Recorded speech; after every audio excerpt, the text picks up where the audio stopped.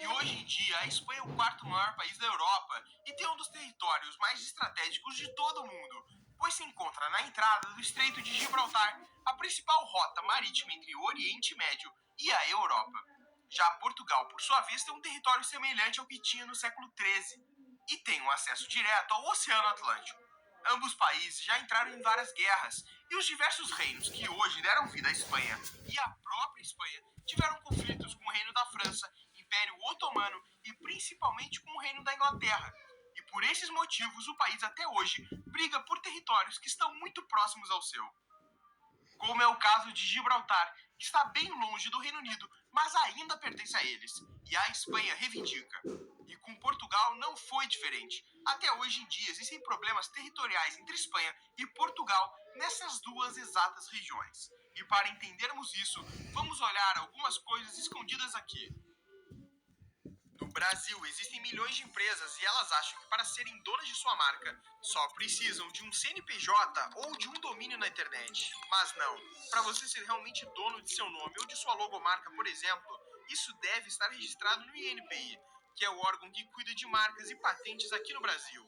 E é por este motivo que eu estou registrando o capital financeiro pela MoveOn. O processo é todo feito por eles e você só precisará utilizar o WhatsApp. Então vai no primeiro link da descrição e chame agora MoveOn no WhatsApp. Do século XV e XVI, o que hoje é a Espanha e Portugal se tornaram potências marítimas e colonizaram parte da Ásia, parte da África e principalmente a América do Sul. E foi durante esse período que Portugal tomou para si o controle de algumas pequenas ilhas, as Ilhas Selvagens, que estão localizadas a cerca de 250 quilômetros da costa norte do continente africano. Essas ilhas são rodeadas por dois grupos de arquipélagos, o da Ilha da Madeira, que é território de Portugal, e das Ilhas Canárias, território espanhol. Por sua vez, a Espanha não reconhece completamente a soberania de Portugal sobre as Ilhas Selvagens, apesar delas estarem sob controle português atualmente. A Espanha também é conhecida hoje pelas reivindicações e presas em territórios fora de seu território continental. Por exemplo, a Espanha possui vários pontos fora da parte continental da Europa, as Ilhas Baleares, como Ibiza e Menorca, as próprias Ilhas Canárias e até cidades na África, como Ceuta e Melilla. E a reivindicação sobre a área das Ilhas Selvagens é relativamente recente e pegou muitos de surpresa, porque as Ilhas Selvagens sempre estiveram sob o controle de Portugal. Foi somente a partir de 1911 que a Espanha reivindicou o território, mas as ilhas já estavam sob o controle de Portugal há séculos. Para ver isso na história, as ilhas foram mencionadas pela primeira vez em 1375, enquanto a documentação portuguesa mais antiga é de 1460, de marinheiros a comando do infante Dom Henrique. Esse documento foi usado como base para que as Ilhas Selvagens ficassem a comando de Portugal, mas a Espanha vai dizer que Dom Henrique nunca reivindicou as ilhas, apenas as citou. Por sua vez, em outros textos de Gaspar Frutuoso, colocam as ilhas como domínio castelhano. A Espanha também argumentou que em 1887 eles já tinham interesse em estabelecer faróis nessas ilhas e que isso pode ser visto como uma tentativa de reivindicação, e o que levou a Portugal, em 1912, a ordenar o estabelecimento de faróis necessários para a navegação, como uma tentativa de se fixar no território antes dos castelhanos. Entre esse período do descobrimento das ilhas até os dias de hoje, a ilha foi vendida diversas vezes, até que em 1971 se tornou do Estado de Portugal e foi classificada como reserva natural. E hoje em dia, a importância dessas ilhas não são elas em si, e sim a zona econômica exclusiva delas. Essas zonas são de direito de todo o país que tem acesso ao mar. Basicamente, qualquer país tem direito a 370 quilômetros das águas à sua costa. E é por esse motivo, por exemplo, que este aqui é o território marítimo da França. Ou melhor, este aqui é o território marítimo da Espanha. E as Ilhas Selvagens, por sua vez, englobam uma zona econômica exclusiva para Portugal, que é muito grande. Por isso, o interesse espanhol e português. As ilhas em si, a Espanha reconhece como portuguesas, apenas a zona econômica exclusiva que não. Tanto é que a Espanha disse o seguinte sobre as selvagens: as ilhas são apenas algumas rochas, isso não dá direito a Portugal explorá-las. E para mostrar como é preocupante a expansão de Portugal pelo Oceano Atlântico, esta aqui é a atual zona econômica exclusiva portuguesa. Mas há um projeto para expandir essa zona para isto aqui. Dessa forma, Portugal iria ter muito mais poder no Oceano Atlântico. Enquanto isso, existem projetos também para uma expansão espanhola pelo Atlântico. com este aqui sendo o atual território exclusivo das Ilhas Canárias Espanholas, mas existe um projeto de ampliação para 563 quilômetros a oeste, fazendo a Espanha ter uma ampliação de 295.600 quilômetros quadrados. Isso é, por exemplo, quase o mesmo tamanho da Polônia. E uma ilha como essa pode ter muito mais valor do que você imagina.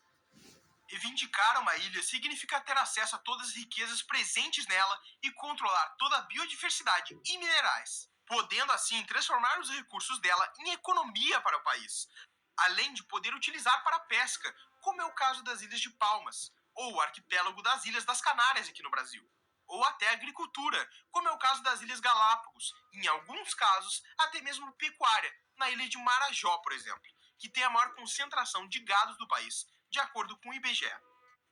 Além, é claro, do potencial de renda turístico que uma ilha pode fornecer para o país. A Espanha é atualmente o segundo país mais visitado do mundo e chega a arrecadar cerca de 87 bilhões de euros por ano, só com turismo, enquanto Portugal tem em média 9,2% do seu PIB anual representado pelo turismo.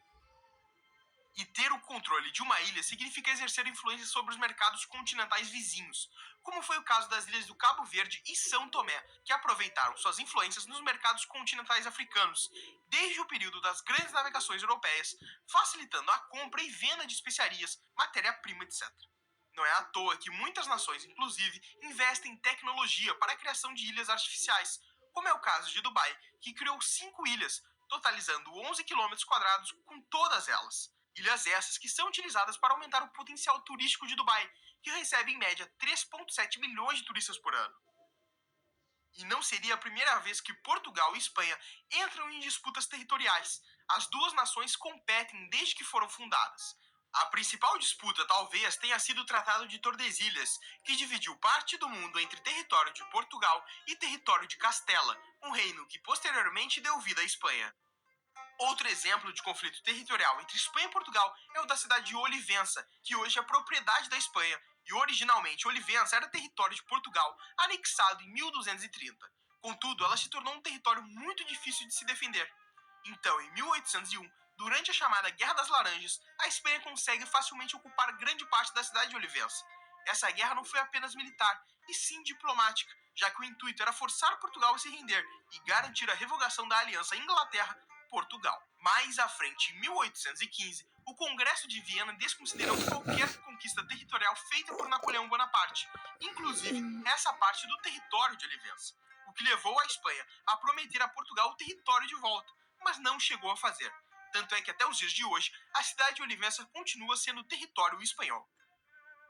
O que dificulta ainda mais essa devolução, porque ao longo de todos esses anos, a cultura de Olivença se tornou majoritariamente espanhola. Não existe mais interesse da população em ser devolvida para Portugal. E por muitas vezes, políticos portugueses não se portam mais com interesse em ter o território de volta, por mais que tenham direito de acordo com o Congresso de Viena. Muitos estudiosos portugueses até hoje consideram esse assunto como morto. Os espanhóis também já deixaram bem claro seu compromisso e rigidez com a proteção territorial. Ceuta e Melilla são duas cidades espanholas situadas no norte do continente africano, e é comum que marroquinos residentes nas fronteiras dessas cidades tentem cruzar a fronteira ilegalmente em busca de melhores oportunidades. Mas desde que a Espanha entrou para a União Europeia, ela tem reforçado e muito a defesa do território. Ainda assim, ambos países ibéricos, Espanha e Portugal, foram demarcados por uma rica história, e parece que essas pequenas disputas territoriais e interesses sempre irão prevalecer. E esse foi o exato motivo pelo qual a Espanha e Portugal estão brigando por essas ilhas.